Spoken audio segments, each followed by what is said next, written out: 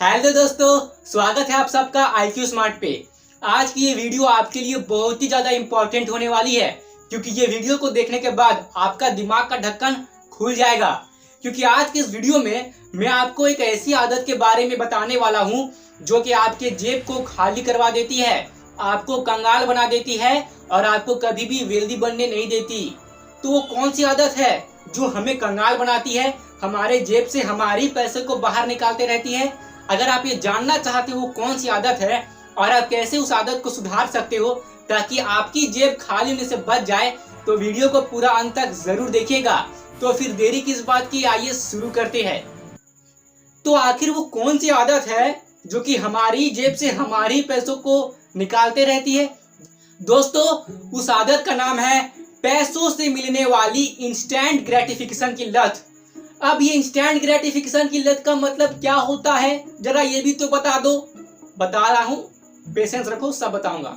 कहीं मैं जाने वाला नहीं हूँ, आपको सब बताऊंगा तभी मैं जाऊंगा। ओके, तो पैसों से मिलने वाली इंस्टेंट ग्रेटिफिकेशन का लत का मतलब होता है कि आप कुछ भी चीज के लिए, मतलब समझ लो कि आप पैसे को खर्च करने से पहले सोचते नहीं हो कि मैं खर्च करूं या ना करूं, बस आप खर्च कर देते हो। अगर आपको कोई चीज पसंद आ गई, भले ही आपको उसकी जरूरत अभी ना हो, बस आपको वो चीज पसंद आ गई है, तो आप ज्यादा सोचते नहीं हो, तुरंत उस चीज को खरीद लेते हो। तो इसको बोलते हैं इंस्टेंट ग्रेटिफिकेशन की लत। और दोस्तों, ये जो लत जिसे भी होती है ना, उसकी जेब तो खाली हो जाती है, वो कंगाल हो जाता है, या फिर कह लो कि वो हमेशा फाइनेंशियली स्ट्रगल करते रहता है।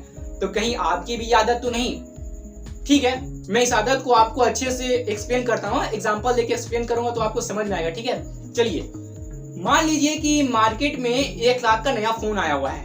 वो फोन बहुत ही बढ़िया है, उसमें नए नए ब्रांडेड फीचर्स जो है, और वो फोन देखने में भी बहुत कमाल का है। अब मान लीजिए कि आपकी मंथली अर्निंग है 20,000 रुपए, मतलब सपोज कर लो कि आप 20,000 रुपए महीने कमा रहे हो। तो आप सोच रहे हो क्या मैं उस फोन को खरीद लूं क्या, जो मार्केट में नई नई आई है 1 लाख रुपया वाली।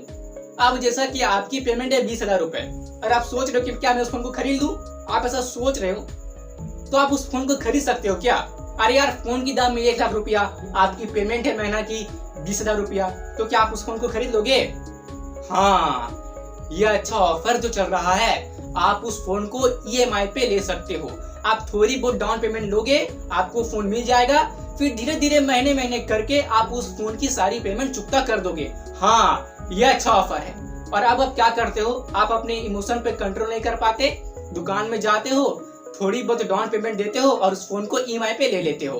आप सोचते हो वाह, मेरे पास 1 लाख की फोन आ गई। अब आप क्या करते हो, अब महीने महीने आपको उस फोन का पेमेंट चुकाना है, अपने जेब से पैसे को बाहर निकालना है। आप सोच रहे हो मैंने तो संपत्ति खरीद लिया, मैंने तो बहुत बड़ा एसेट खरीद लिया, ये फोन मेरे लिए एसेट है, ये फोन से मैं वेल्दी दिख रहा हूँ या दिख रही हूँ। मतलब आप ऐसा सोच रहे हो कि मेरे पास 1 लाख का फोन आ गया तो मैं दूसरों को अमीर दिखूंगा या दिखूंगी? आप दूसरों को अमीर दिखोगे, क्योंकि आपने शो ऑफ करने के चक्कर में वो फोन लिया है। असल में आप भिखारी बन रहे हो। कैसे बन रहे हो मैं आपको बता रहा हूँ।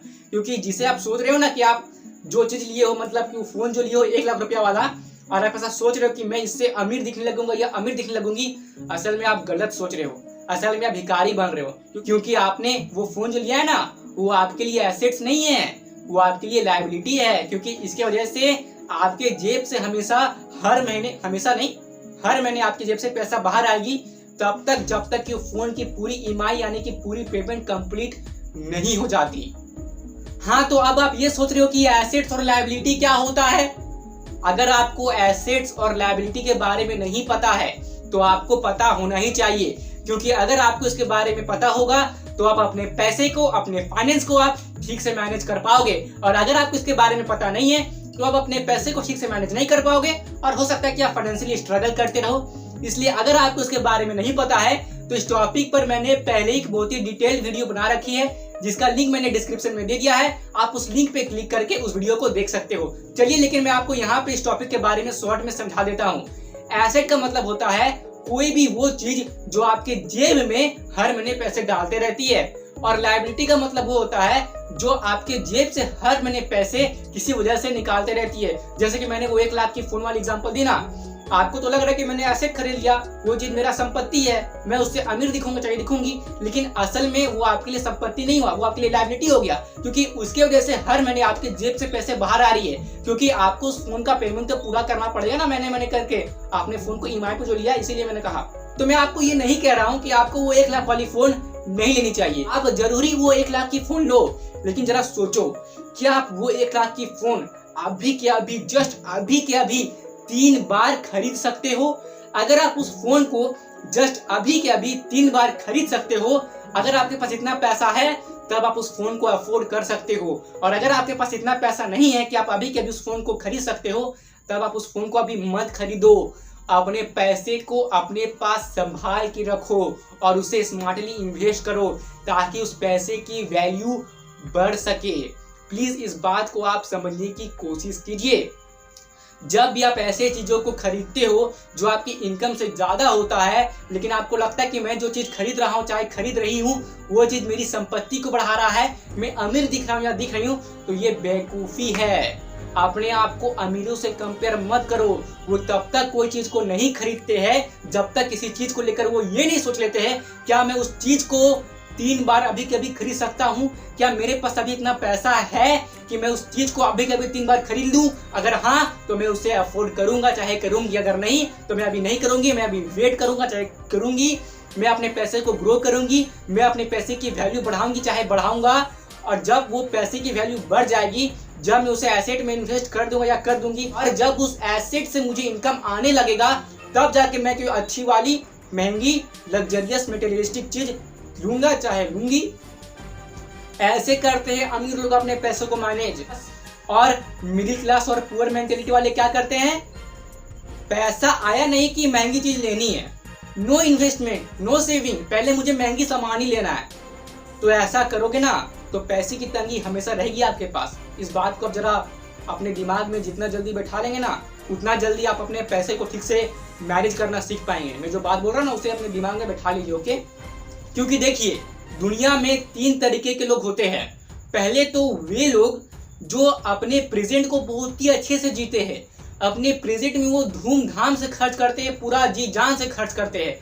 उनका ऐसा मानना होता है कि फ्यूचर को किसकी पड़ी है, प्रेजेंट में जैसे जीना जी लो, इसलिए प्रेजेंट में वो बिना फ्यूचर के बारे में सोचे समझे, बिना सोचे समझे पैसे को खर्च करते हैं। पार्टीज में पैसे को उड़ा दिया, फालतू की चीजें खरीदने में पैसे को उड़ा दिया, कोई फाइनेंशियल नॉलेज नहीं ली, बस पैसे को उड़ाए जा रहे हैं। तो ऐसे लोगों के साथ क्या होता है कि फ्यूचर में इन्हें बहुत ज्यादा प्रॉब्लम का सामना करना पड़ता है। दूसरे वो लोग होते हैं जो अभी अपने प्रेजेंट में बहुत संघर्ष करते हैं, पैसे को जल्दी खर्च नहीं करते और पैसे को एकदम सहेज के सेविंग करके रखते हैं, एकदम पैसे को सेव करके रख रहे हैं, पैसे को बचा के रख रहे हैं और खर्च नहीं कर रहे हैं। अब इस केस में क्या होता है कि इस बात की गारंटी रहती है, चांसेस होती है कि ऐसा इंसान भी फ्यूचर में जाके पैसों के लिए स्ट्रगल करता है। क्यों?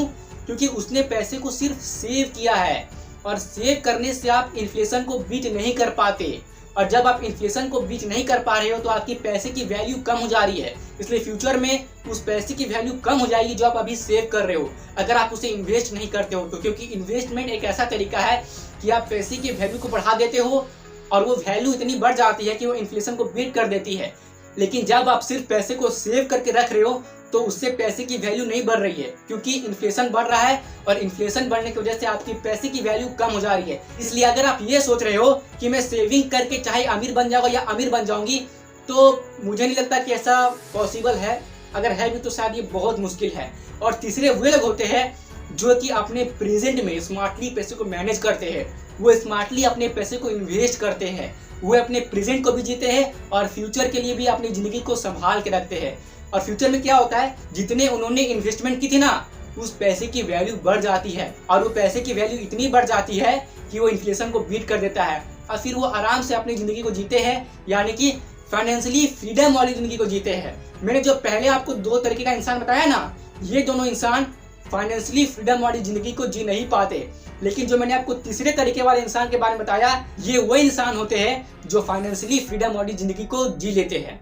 चलिए, अब मैं आपको एक बहुत ही बढ़िया सा एक्सपेरिमेंट करने को दे रहा हूँ। यह आपको करना है, और इस एक्सपेरिमेंट को करने के लिए आपको बस 1000 रुपए ही इन्वेस्ट करना है। तो अगर आप एक स्टूडेंट हो और आप अर्निंग नहीं करते हो, तो आप अपने पेरेंट्स से अच्छे से डिस्कस करके ही इस 1000 रुपए को इन्वेस्ट करना। और अगर आप अर्निंग कर रहे हो तो आप इस 1000 रुपये को आप आराम से इन्वेस्ट कर सकते हो, क्योंकि अगर आप ये 1000 रुपया अपने इस एक्सपेरिमेंट में इन्वेस्ट करोगे तो क्या पता इस एक्सपेरिमेंट से आपको ऐसी जानकारी मिल जाए कि फ्यूचर में आप इस 1000 रुपये के बदले आप लाखों रुपया कमा सको। हाँ, ऐसा हो सकता है। चलिए मैं आपको अब वो एक्सपेरिमेंट बता देता हूँ, ठीक है। तो आपको क्या करना है कि उस 1000 रुपये को 2 भागों में बांट देना है, यानी कि 500 रुपये 500 रुपये। अब आपको ये 500 रुपये उस इंसान को देना है जो अपने 20s के आसपास है, और आप उस इंसान को कह दीजिए ये पैसे तुम्हारे हैं, तुम इस पैसे से जो चाहो वो कर सकते हो, तुम्हारी जो मर्जी है तुम इस पैसे के साथ कर सकते हो, लेकिन तुम्हें मुझे बताना पड़ेगा कि तुमने उस पैसे के साथ क्या किया। मैं तुम्हें 1 हफ्ते का टाइम दे रहा हूँ और इस 1 हफ्ते में तुम जो भी चाहो इस पैसे के साथ कर लो, और तुम जो भी करोगे मुझे बताओगे कि तुमने क्या किया। और आप दूसरा 500 का नोट एक ऐसे इंसान को दे दीजिए जिनकी उम्र 50s के आसपास है, और आप इस इंसान से भी यही बात कीजिए जो बात आपने उस इंसान के साथ की जिनकी उम्र 20 साल के आसपास है, ठीक है। तो आप 50 साल के आसपास वाले इंसान को वो नोट दे दो 500 का और बोल दो आपको इसके साथ जो करना है करिए। 1 हफ्ते के बाद मैं आपसे पूछूंगा कि आपने उस पैसे के साथ क्या किया। ये पैसा आपका है, आपको जो मन आप इस पैसे के साथ कर सकते हैं, लेकिन आप जो भी करेंगे मुझे आपको बताना पड़ेगा कि आपने उस पैसे के साथ क्या किया। तो आपको देखना है कि ये दोनों इंसान 20 साल वाले और 50 साल वाले इंसान ने उस पैसे के साथ क्या किया, और जो भी आपको जवाब मिलेगा उस जवाब को आपको मुझे मेरे फेसबुक पे या इंस्टाग्राम पे मुझे मैसेज कर देना है। दोनों का लिंक डिस्क्रिप्शन में दिया हुआ है, ठीक है। और मैं आपका मैसेज पढ़ूंगा और उस मैसेज से आप क्या सीख सकते हो मैं आपको किसी वीडियो में आके जरूर बता दूंगा, और जो मैं आपको बताऊंगा ना वो आपको बहुत काम आएगा। तो प्लीज इस एक्सपेरिमेंट को करना और मुझे मैसेज करना। मैं आपका नाम लेकर के आपको बताऊंगा, स्पेशली बताऊंगा वीडियो में आके, पक्का बता रहा हूँ, मैं बताऊंगा, ठीक है। तो इस एक्सपेरिमेंट को करना, करोगे ना? तो चलो अब ये बताओ कि आपको ये वीडियो कैसा लगा। अगर आपको ये वीडियो पसंद आए तो प्लीज इस वीडियो को लाइक कर दीजिए और अपने दोस्तों के साथ भी शेयर कर दीजिए। शेयर करना बिल्कुल ना भूले। और अगर आप इसी तरह के वीडियोस रेगुलर बेसिस पे देखते रहना चाहते हो तो इस चैनल को सब्सक्राइब करके बेल आइकन को जरूरी दबा दीजिए, ताकि मैं जब भी न्यू वीडियो अपलोड करूं उसकी नोटिफिकेशन आपको उसी वक्त मिल जाए। और दोस्तों अगर मेरे बोलने में, अगर मेरे वीडियो में किसी भी चीज की कमी हो तो प्लीज मुझे वो भी कमेंट करके बता दीजिए, ताकि मैं जान पाऊँ कि मैं कहाँ मिस्टेक कर रहा हूँ और मैं उस मिस्टेक को सुधार सकूँ, ठीक है। और यहाँ तक रुकने के लिए आपका सच्चे मन से बहुत बहुत धन्यवाद।